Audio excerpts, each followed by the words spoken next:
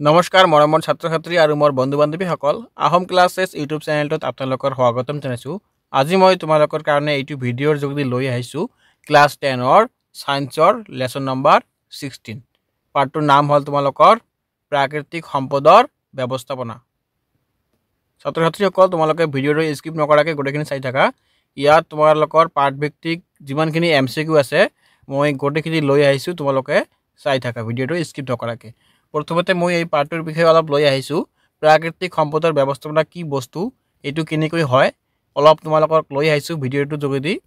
প্ৰাকৃতিক সম্পদৰ ব্যৱস্থাপনা নেচাৰেল ৰিচৰ্চ মেনেজমেণ্ট হৈছে এনে এক প্ৰক্ৰিয়া যাৰ জৰিয়তে প্ৰাকৃতিক সম্পদ যেনে মাটি, পানী, বনাঞ্চল, জীৱ জন্তু আৰু খনিজ সম্পদসমূহক এনেদৰে ব্যৱহাৰ আৰু সংৰক্ষণ কৰা হয় যাতে বৰ্তমানৰ প্ৰয়োজন পূৰণ হোৱাৰ লগতে ভৱিষ্যত প্ৰজন্মৰ বাবেও সেইবোৰ উপলব্ধ হৈ থাকে। ছাত্ৰ ছাত্ৰীসকল এই কথাখিনি বহুত ইম্পৰ্টেণ্ট, খুবেই ইম্পৰ্টেণ্ট হয় তোমালোকৰ। আমি যিবিলাক সম্পদ ইউজ কৰোঁ যেনেকুৱা কয়লা, খাৰুৱা তেল, এইবিলাক সম্পদ আমি এনেকৈ ইউজ কৰিব লাগে যাতে এইবিলাক আমাৰ যিবিলাক ভৱিষ্যত প্ৰজন্ম আছে তেওঁলোকেও যাতে ইউজ কৰিব পাৰে। আমি যধে মধে ইউজ কৰিলে সেইবিলাক শেষ হৈ যাব আৰু আমাৰ ভৱিষ্যত প্ৰজন্মৰ অসুবিধাত পৰি যাব। এই বিষয়ে এই পাঠটো তোমালোকৰ কাৰণে লৈ আহিছে।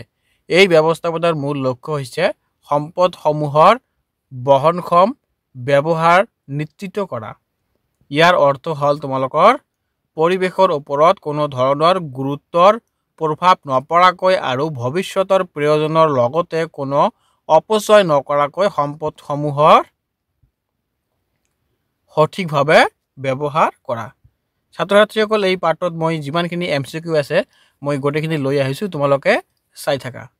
আৰু যদি তোমালোকে মোৰ চেনেলটোত প্ৰথমবাৰ আহিছা চেনেলটো ছাবস্ক্ৰাইব কৰি ৰাখিবা। তোমালোকে এনেকুৱা ধৰণৰ MCQ কুৱেশ্যন গোটেইখিনি পাই যাবা। 1 নম্বৰত দিয়া আছে আমাৰ তলৰ কোনটো প্ৰাকৃতিক সম্পদ তীব্ৰ গতিত হ্ৰাস পাই আছে। তলৰ কোনটো প্ৰাকৃতিক সম্পদ তীব্ৰ গতিত আমাৰ হ্ৰাস পাই আছে, এইটো হ'ব আমাৰ বনাঞ্চল। তোমালোকে জানা আজিকালি ৰাস্তা কিবা ইণ্ডাষ্ট্ৰি বনোৱাৰ কাৰণে আমাৰ যিবিলাক বনাঞ্চল আছে এইবিলাক কাটি ধ্বংস কৰি আছে, সেইকাৰণে আমাৰ বনাঞ্চলবিলাক তীব্ৰ গতিত হ্ৰাস পাই আছে। চ' ছাত্ৰ ছাত্ৰীসকল তোমালোকে এটা গছ কাটিলে 2টা গছ ৰুই দিবা, তেনেহ'লে আমাৰ বনাঞ্চলবিলাক মেইনটেইন হৈ থাকিব। তাৰপিছত প্ৰাকৃতিক সম্পদ সংৰক্ষণৰ 3R নীতি কি কি, এইটো হ'ব আমাৰ 1 নম্বৰত দিয়া আছে। এইবিলাক মই তোমালোকক আৰু বাৰ বাৰ কৈ নাযাওঁ, মই ডাইৰেক্ট এনচাৰটোৱে কৈ দিম। ইয়াৰ এনচাৰটো হ'ব তোমাৰ C নম্বৰটো হ'ব, তোমালোকে চাবা পুনৰ ব্যৱহাৰ, পুনৰ সক্ৰিয়কৰণ আৰু হ্ৰাসকৰণ। 3 নম্বৰত দিয়া আছে আমাৰ বহনক্ষম উন্নয়ন বুলিলে কি বুজা। এইটোৰ উত্তৰ হ'ব আমাৰ উত্তৰটো B নম্বৰ হ'ব সম্পদৰ টেকসই ব্যৱস্থাপনা। 4 নম্বৰত দিয়া আছে জল সঞ্চয় কিয় প্ৰয়োজনীয়। জল সঞ্চয় আমাৰ কিয় প্ৰয়োজনীয়, এইটোৰ উত্তৰ হ'ব আমাৰ ইয়াৰ যিমানখিনি আছে সকলোখিনি হ'ব সৰি এইটো হ'ব আমাৰ D নম্বৰটো হ'ব সকলোতকৈ। 5 নম্বৰত দিয়া আছে চিপকো আন্দোলন কোনে আৰম্ভ কৰিছিল। আমাৰ যে আছে চিপকো আন্দোলন, এই চিপকো আন্দোলনটো প্ৰথমে কোনে আৰম্ভ কৰিছিল। চিপকো আন্দোলনটো প্ৰথমে আৰম্ভ কৰিছিল সুন্দৰলাল বহুগুণাই। সুন্দৰলাল বহুগুণাই আমাৰ চিপকো আন্দোলনটো আৰম্ভ কৰিছিল। 6 নম্বৰত দিয়া আছে জীৱাশ্ম ইন্ধনৰ উপাদানত থকা মূল উপাদান কি। এইটোৰ উত্তৰ হ'ব আমাৰ B নম্বৰটো হ'ব ইয়াৰ উত্তৰ কাৰ্বন, নাইট্ৰজেন, হাইড্ৰজেন আৰু সালফাৰ। 7 নম্বৰটোৰ এনচাৰ হ'ব কেনেকৈ বন আৰু বন্যপ্ৰাণী সংৰক্ষণ কৰিব পাৰি। এইটোৰ উত্তৰ হ'ব আমাৰ C নম্বৰটো হ'ব ইয়াৰ উত্তৰ স্থানীয় লোকক সুৰক্ষা কৰ্মী হিচাপে নিযুক্ত কৰা। 4 নম্বৰটো হ'ব বন্যপ্ৰাণী সংৰক্ষণৰ প্ৰয়োজনীয়তা কি?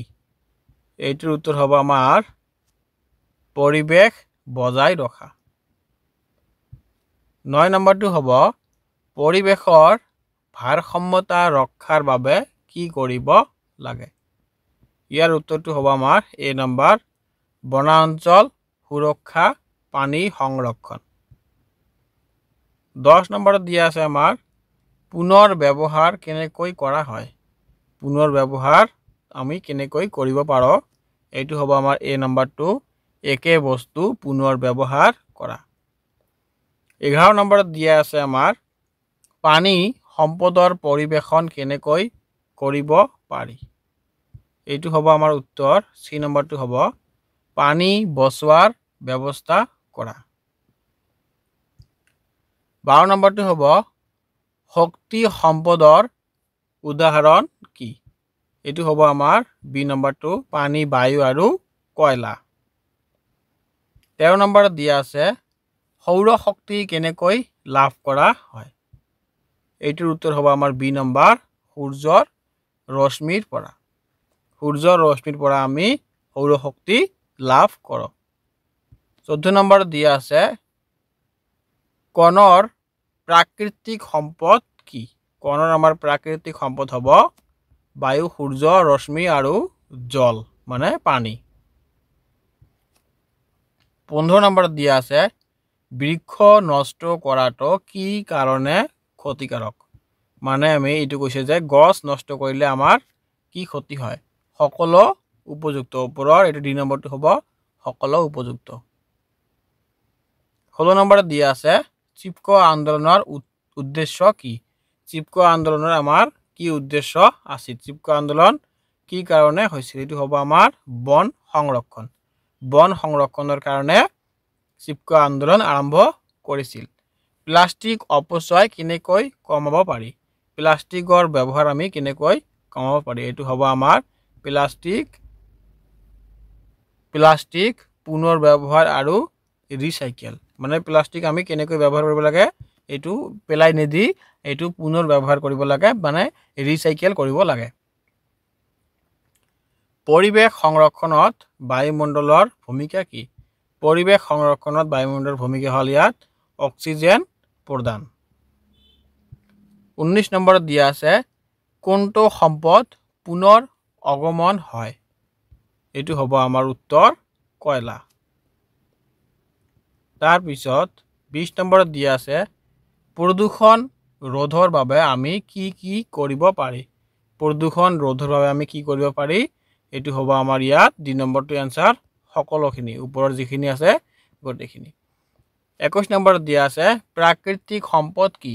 এইটো হ'ব আমাৰ উত্তৰ, ইয়াৰ উত্তৰটো হ'ব বি নম্বৰ স্বাভাৱিকভাৱে প্ৰাকৃতিক উৎসৰ পৰা আহৰণ হোৱা বস্তু। মানে প্ৰকৃতিয়ে আমাক যিবিলাক বস্তু দিয়ে এইবিলাকে কয় প্ৰাকৃতিক সম্পদ, যেনে নদ নদী গছ গছনি এইবিলাক। নৱীকৰণ সম্পদৰ উদাহৰণ দিয়া। নৱীকৰণ সম্পদৰ উদাহৰণ ইয়াত দিছে আমাৰ গছ গছনি। নৱীকৰণ মানে যিবিলাক সম্পদ আমাৰ শেষ হৈ যায়, শেষ হৈ যোৱা সম্পদ যেনেকুৱা গছ গছনি, কয়লা, খাৰুৱা তেল, এইবিলাক সম্পদ হ'ল নৱীকৰণ সম্পদ। আৰু অনৱীকৰণ সম্পদৰ কি কি বৈশিষ্ট্য? অনৱীকৰণ সম্পদ যেনেকুৱা তোমালোকৰ সূৰ্যৰ ৰশ্মি, তাৰপিছত পানী, এইবিলাক বায়ু, এইবিলাক হ'ল অনৱীকৰণযোগ্য সম্পদ। ইয়াৰ এনসাৰটো হ'ব তোমাৰ সীমিত আৰু এবাৰহে ব্যৱহাৰযোগ্য। তাৰপিছত 24 নম্বৰত দিয়া আছে সম্পদ সংৰক্ষণৰ উদ্দেশ্য স্থানীয় লোকক সুৰক্ষক হিচাপে নিযুক্ত কৰাৰ কাৰণ কি? এইটো হ'ব আমাৰ উত্তৰ, এই নম্বৰটো হ'ব বনত দখল বিস্তাৰ হোৱাত বাধা দিবলৈ। 25 নম্বৰত দিয়া আছে আমাৰ জল সম্পদৰ অধিক সুৰক্ষা কিহত সহায় কৰে? এইটোৰ উত্তৰ হ'ব আমাৰ এই নম্বৰ একে পানী পুনৰ ব্যৱহাৰ। 26 নম্বৰত দিয়া আছে বায়ু শক্তি কেনেকৈ ব্যৱহাৰ হয়? এইটোৰ উত্তৰ হ'ব আমাৰ উইণ্ড মিলৰ জৰিয়তে বিদ্যুৎ উৎপাদন কৰে। এইটো কৈছে তোমালোকৰ তোমালোকে চাবা যিবিলাক এই ডাঙৰ ডাঙৰ ফেনৰ নিচিনা পাংখা থাকে যে তোমালোকে চাবা চিনেমাত চাব পাৰা সেইবিলাকৰ পৰা মানে এই বতাহত যেতিয়া অলপ অলপ উঠে এই বতাহৰ যোগেদি এই পাংখাটো ঘূৰে আৰু এই পাংখাৰ পৰাই আমাৰ মানে ফেনৰ পৰাই আমাৰ বিদ্যুৎ উৎপাদন হয় ২৭ নম্বৰত দিয়া আছে কোনটো সম্পদ কোন দেশৰ বাবে অৰ্থনৈতিক শক্তি বৃদ্ধি কৰাত সহায় কৰে এইটো খুবেই ইম্পৰ্টেন্ট তোমালোকৰ এইটো হ'ব আনসাৰ বি নম্বৰটো হ'ব ধাতু আৰু খনিজ সম্পদ ২৮ নম্বৰত দিয়া আছে টেকসই উন্নয়ন কেনে হয় মানে কি হয় এইটো হ'ব তোমালোকৰ বি নম্বৰটো সম্পদৰ বিবেচনামূলক আৰু সঠিক ব্যৱহাৰ ২৯ নম্বৰত দিয়া আছে বন সংৰক্ষণৰ বাবে কোনটো সঠিক পদক্ষেপ এইটো হ'ব আমাৰ বি নম্বৰ আনসাৰ বনাঞ্চল বৃদ্ধি আৰু সঠিক ব্যৱস্থাপনা তাৰ পিছত ৩০ নম্বৰত দিয়া আছে পৰিৱেশৰ সুৰক্ষাৰ বাবে চিপকো আন্দোলন চলোৱাৰ কাৰণটো কি আছিল আমাৰ বন সংৰক্ষণ আৰু বন্যপ্ৰাণী সুৰক্ষা ছাত্ৰ ছাত্ৰীসকল মোৰ ভিডিওটো ইয়াতে শেষ কৰিলোঁ যদি তোমালোকক ভিডিওটো ভাল লাগিছে চেনেলটো সাবস্ক্ৰাইব কৰি ৰাখিবা তেনেহলে তোমালোকে এনেকুৱা ধৰণৰ এমসিকিউ টাইপ কোৱেশ্চন পাই থাকিবা আৰু তোমালোকৰ পাৰিলে বন্ধু বান্ধৱীৰ লগত ভিডিওটো শেয়াৰ কৰি দিবা ধন্যবাদ